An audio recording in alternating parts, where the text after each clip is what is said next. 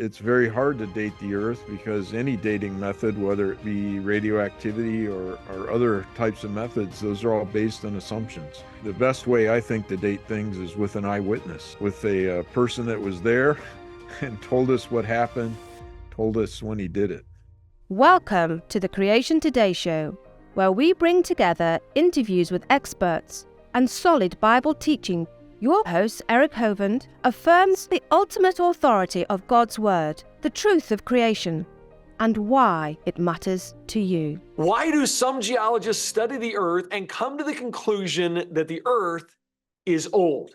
And other geologists study the Earth and come to the conclusion it's actually young.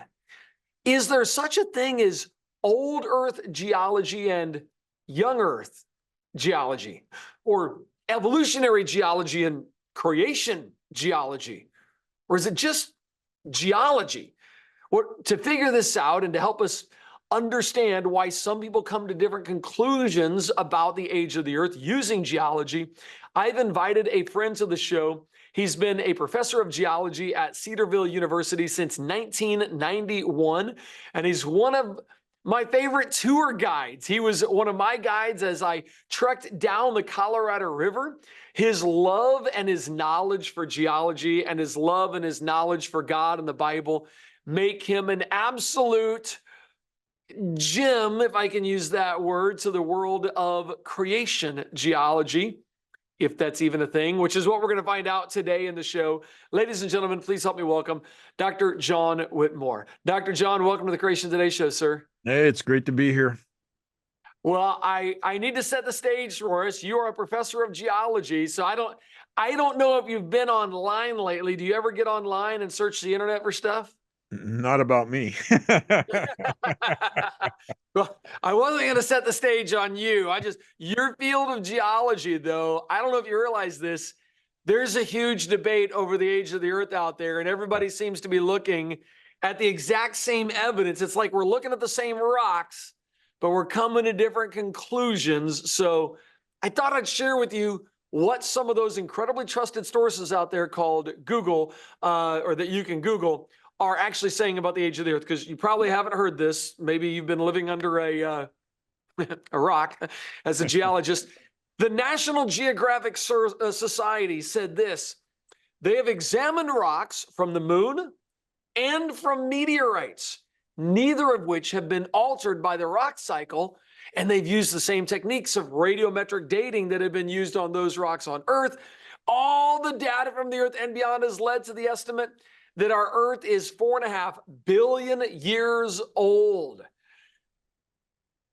That's not all. I mean, I know that might surprise you, but that's not all. I got another one. Space.com agrees. Space.com says the oldest rocks on Earth found to date are the acoustic gneiss in northwestern Canada near the Great Slave Lake, and they're 4.03 billion years old.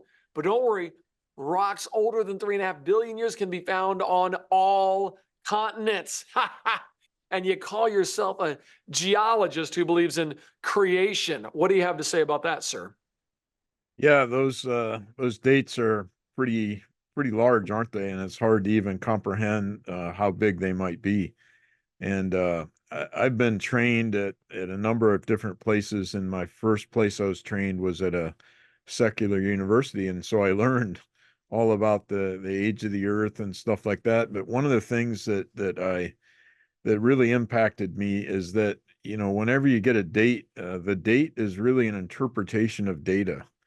And that interpretation of data is based on assumptions that you make, and those assumptions can't be tested.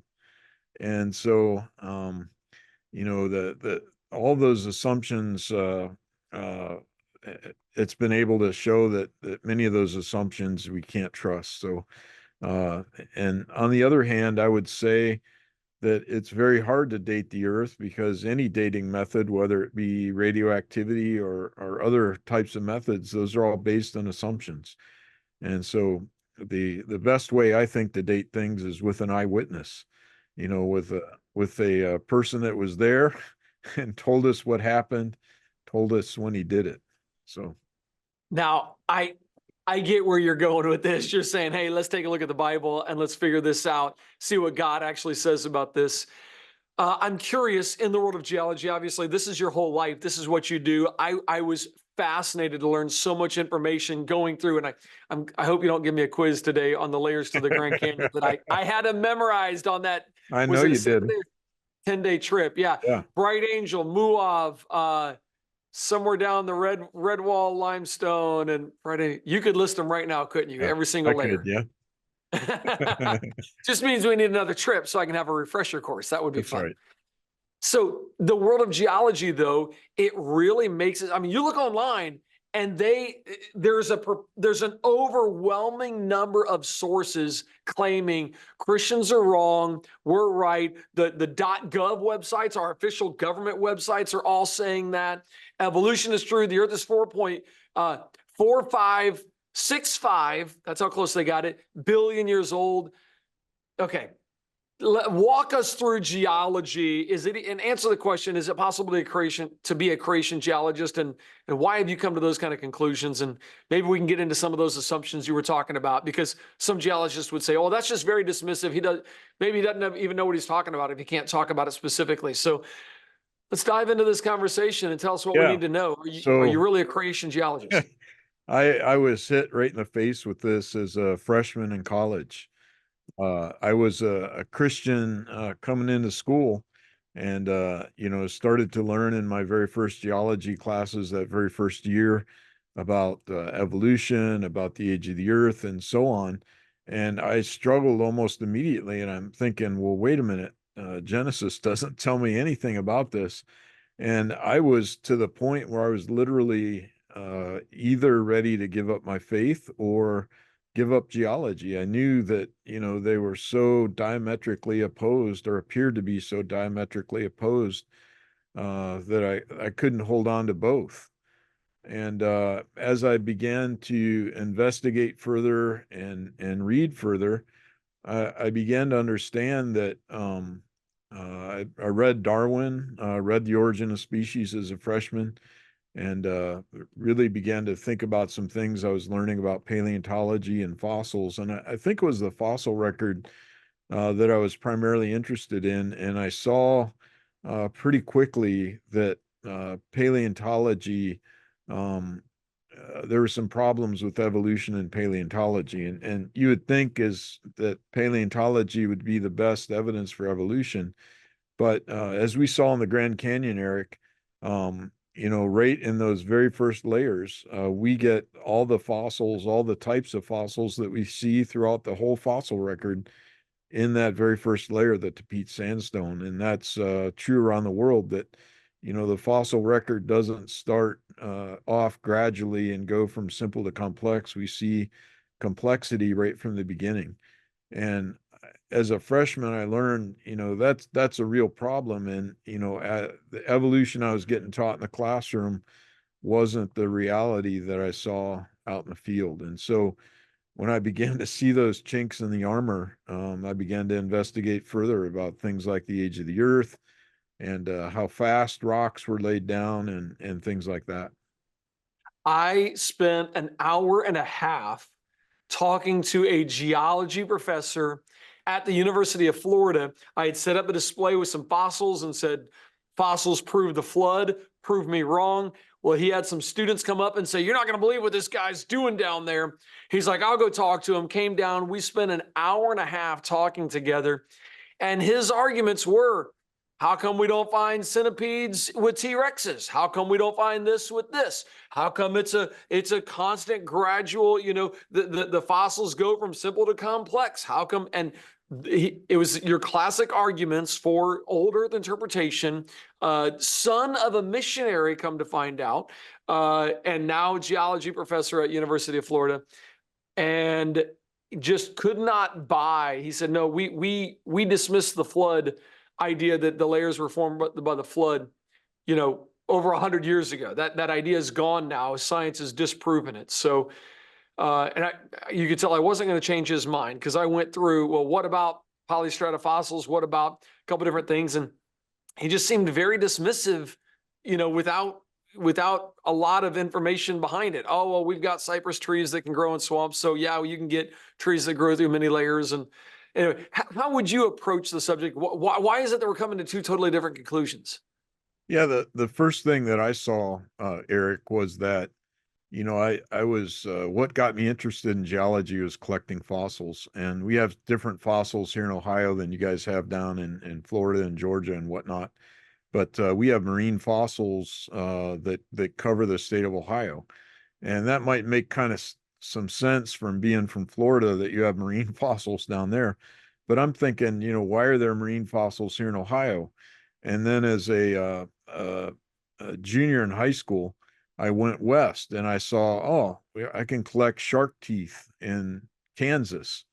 And, I can stand on the edge of the Grand Canyon, 7,000 feet above sea level, and see, you know, corals and sponges and things like that down at my feet. And I'm like, sea level used to be a lot higher.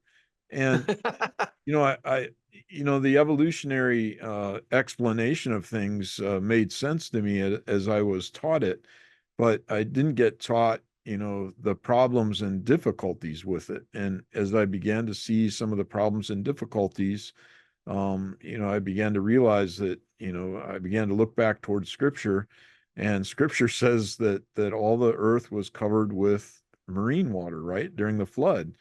And, Yes. in all of my geology classes, they never taught me how marine water could cover continents. Continents are made of lightweight material and they float. And how do you get oceans to cover whole continents, and not just whole continents, but continents all over the world at the same time? I just got done teaching a class last hour, and we're talking about Derek Eger's little book, The Nature of the Stratigraphical Record, conventional geologist. But, that's one of the things he recognized. He recognized that these persistent types of rock you find all around the world on tops of continents. And he didn't say how the rocks got on top of the continents, but he made the observation that we have all these special types of rocks covering the continents, and they all appear during the same special periods of time. And I think stuff like that just screams Noah's flood. It just screams that there's the same thing happening all over the world at the same time on tops of the continents, and at times when we had oceans on top of the continents. So I guess you're just not familiar with the evidence, Dr. John, because you have not read from the National Library of Medicine. The National Library of Medicine, this is from a book published by our government, says perhaps the most persuasive fossil evidence for evolution is the consistency of the sequence of fossils from early to recent. Nowhere on Earth do we find, for example, mammals in the Devonian or strata, or human fossils coexisting with dinosaur remains. So maybe you're just not familiar with their information that they've got out there, Yeah, Dr. John. Maybe that's the problem. I am very familiar, and it's not like they don't have good points. They do have some good points, and some of these questions have been posed to creationists, like why aren't humans and dinosaurs found together and stuff like that. Those are actually pretty good arguments and things that we need to grapple with. And it's not, these are pretty smart scientists that are saying these things, and they got good reasons for their understanding. But when you go out and look at all the evidence, you just can't look at part of it and look at the part of the evidence that you like. You have to consider it all. And this evidence of things with marine rock layers that cover entire continents, they don't consider that part of the record. And with dinosaurs and humans, we don't know the answer to that. And one of the things I'm hesitant about as a scientist is, I like to make up theories and talk about things where there's actually some rocks and fossils and so forth to talk about. When we don't have humans and dinosaurs, how in the world can we come up with answers for that? That's, we just have to speculate.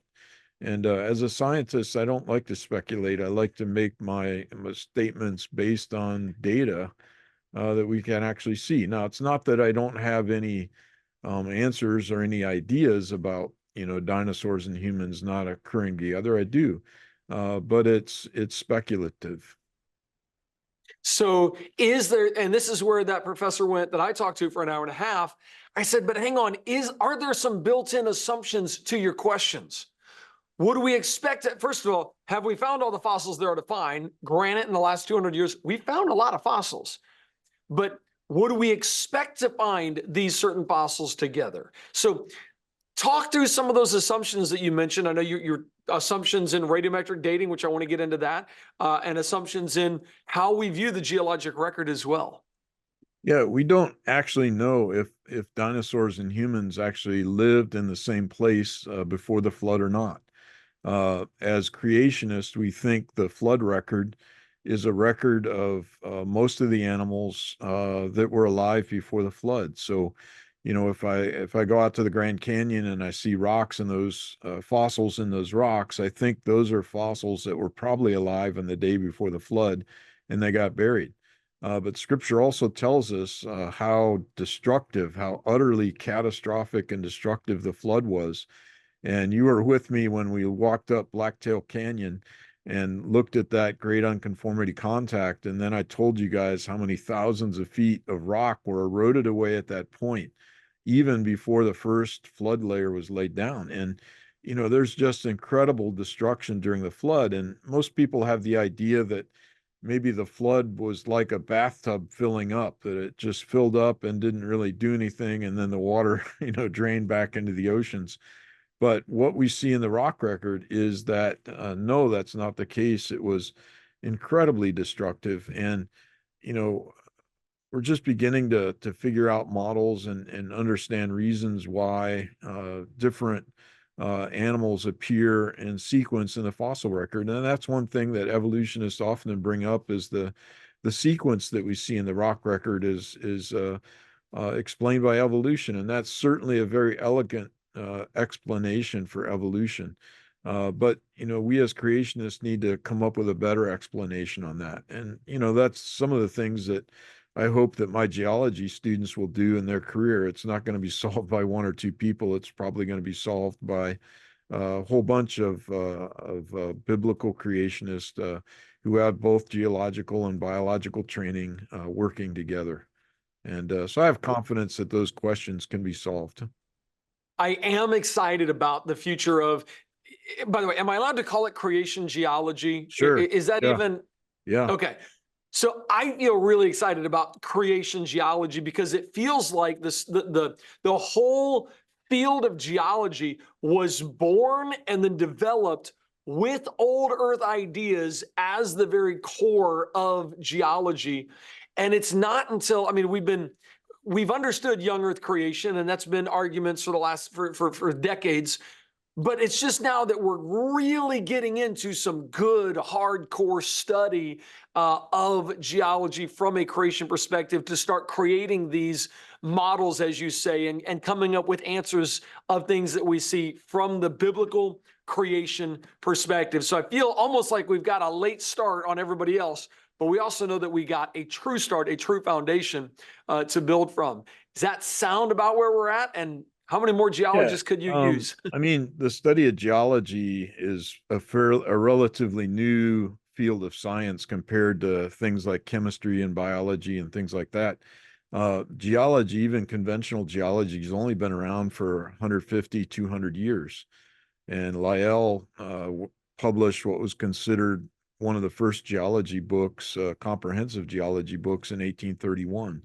And so that's not even been 200 years yet.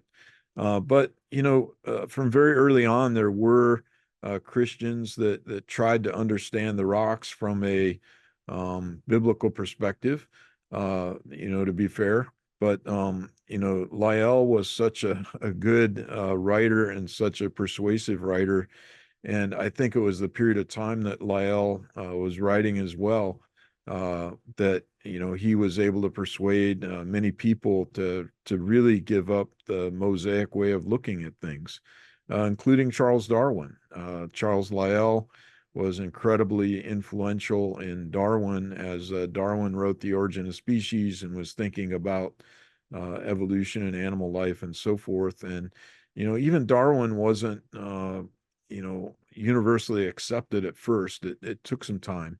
But of course, those things have won out in our modern world. I think primarily because it's a godless way of explaining things, and I think man has been down that path for a long time, seeking to try to understand everything in a godless way, because man doesn't want to be accountable to anybody, right? And so I think men tend to gravitate toward evolutionary understanding, a uniformitarian understanding of the past, to avoid that accountability issue. The professor I spoke with said, in order to prove the flood, because I said, what would it take for me to convince you the flood happened? He said, Eric, we would have to have an absolute starting point where you could show me that's where the flood started. And you'd have to show an upper boundary of where it finished. You'd have to be able to show that, and you'd have to show that around the world. But right there is that great unconformity. Man, talk about, do we have that? And then you're gonna have to do it in like 2 minutes or less, and then we're gonna have to continue on the other side of the break. But 2 minutes or less, do we actually have that? Can we see that today? Yeah, I think we can see that in the Grand Canyon. We can see the beginning of the flood. The beginning of the flood was a geological event. It talks about in Genesis 7:11, the fountains of the great deep breaking open, the heavens opening up, and that's going to do a lot of geological work that would be really easy to pick out in the rock record. And of course, we would expect to see marine deposits right above that. We would expect to see a sudden inundation of life forms and stuff like that getting buried, and that's exactly what we see. The end of the flood is a little bit more difficult to pick out. Biblically, it's when Noah gets off the ark, and that might be a hard thing to pick out in the rock record. But Paul Garner and I have actually written in our creation journals about that kind of thing and how we go about picking out the beginning of the flood and the end of the flood as geologists. And so there's criteria that we've established or suggested for each of those events, and I think it can be done in the rock record. And so, as an answer to your friend that you're talking to, we've done that, and I'd be interested in him taking a look at that and see what he says. I bet he doesn't change his mind. And that's the problem. Ultimately, the evidence doesn't change their mind. They've got confirmation bias on everything they've learned. Okay, I want to continue because we got to get into some of the assumptions that you talked about with radiometric dating. Another argument, he said, oh yeah, we used to use potassium argon. Now we use argon. It's way more accurate. Now we've gotten rid of all those assumptions that you're talking about. We have no assumptions now, so we're good to go. I want to ask you about the erosion rates. I mean, from my understanding, continents would erode in less than 14 million years. So Yeah. How can you have rock older than that? Anyway, we got a lot to talk about, but social media, I need to let you guys go. Thank you guys for hanging out with us for the first half of the conversation. If you want to join the other half of the show, come on over to creationtoday.org, partner with us, and let's reach the world with this truth. There really are creation geologists that are scientific, that are looking at the data and coming to the proper understanding of what actually took place. Before I let social media go, Dr. John, what's the best place for people to go to get a hold of your work? Because I know you got the ICC, the International Conference on Creation, your research society publications, things like that. Is there a place they can go to get your information specifically? Yeah, as far as my publications, most of those can be found on the Cedarville University website. So people can go over to Cedarville University, go to the library, and there's a place there called Digital Commons. And they have a lot of lists of publications and even available publications of the faculty here at Cedarville. I love it. Well, I'm glad you guys are doing that work. And please go there, Cedarville University, cedarville.edu, if I recall correctly. Check out the work that they're doing. The data really is there to support what Dr. John is saying. I look forward to seeing you guys next week. Next week, got a great show for you. Does archaeology confirm the New Testament or New Testament archaeology with Chris Ashcraft? And it's really going to be a great conversation. Does what we see in the scientific world of archaeology, match what the Bible tells us? We'll have a look at that next week. We'll see you then. This has been a presentation of Creation Today, and has been made possible because of the generous support of our creation partners. To learn more about how you can partner with us, visit us at creationtoday.org/partner.